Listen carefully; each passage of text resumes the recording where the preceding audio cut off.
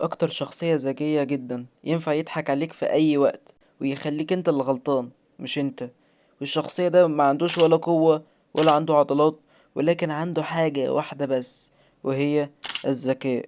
لكن هو مش شخصية واحدة، هو 3 شخصيات. اول شخصية وهو والتر وايت، تاني شخصية هو هايزنبرج، وتالت شخصية هو والتر وايت الأناني. أول شخصية هنتكلم عنه هو والتر وايت المدرس. شخصية بسيطة عندها عيلة بسيطة، زوجة وابنهم واخو الزوجة، وحياتهم بسيطة. ولكن المشكلة ان شخصية والتر وايت عنده ديون، وديون تقيلة قوي، وهو بقى على الابيض، فراح يشتغل كل حاجة علشان عيلته. ولكن لما كان مبسوط وعلى الرغم التهزيء اللي بيحصل له وحياته المملة، لكن طلع ان والتر وايت عنده السرطان.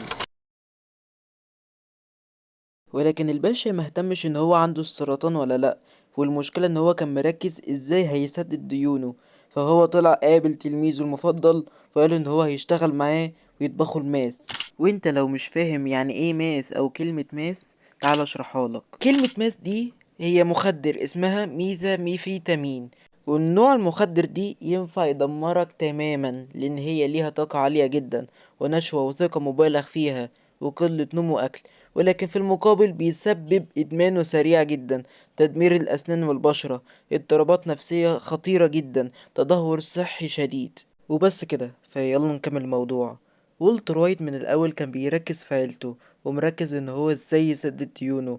ولكن حصل مشاكل، وهما التجار المخدرات. هما حسوا إن هما والتر وايت وجيسي مع البوليس، فكانوا عاوزين يقتلهم. لكن والتر وايت عرف إن الدفاع عن نفسهم هو القتل. ولما قتل لقى ان هايزنبرج بقى في دماغه، وان هايزنبرج بقى مسيطر جسم والتر وايت، وبقى بيعمل حاجات غريبة جدا، يقتل ومش بيسامح، وبيلعب في عقول الناس ويدمر حياتهم. ومن اول الشخصيات اللي تدمر حياته وهو جيسي. فهايزنبرج انشهر وبقى مشهور في تجارة الماس، وبقى الطباخ الأساسي. وكلمة هايزنبرج بدل ما يكون لقب عادي جدا، بقى إمبراطورية. كل الناس عارفين هايزنبرج، والتجار المخدرات اكيد مش طايقين هايزنبرج، لانه كان بيكتسح السوق. فجيه الغدر الاساسي، وهي ان والتر وايت لقى ان امبراطورية هايزنبرج بيدمر تدريجيا، وفقدان العيلة. والتر وايت بدل ما كان بيختار عيلته من زمان، لا اختار نفسه، ودمر حياة ناس كتيرة قوي، وفي ناس ماتوا كانوا قريبين منه.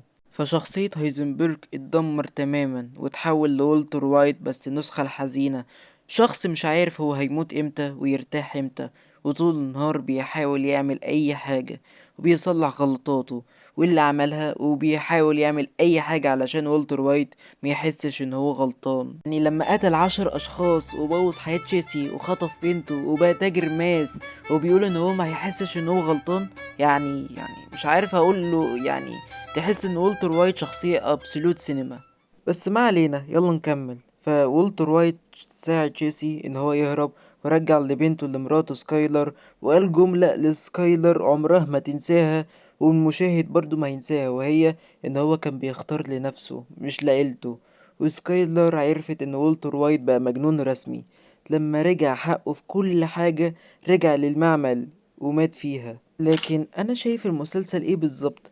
مفيش غير كلمة واحدة بس، وهي ابسولوت سينما حرفيا. شخصيات فوق الممتاز. اصلا المسلسل كله حلو ما عدا سكايلر، تمام؟ وبس كده، اعمل لايك وفولو لو عجبك الفيديو، وبيس.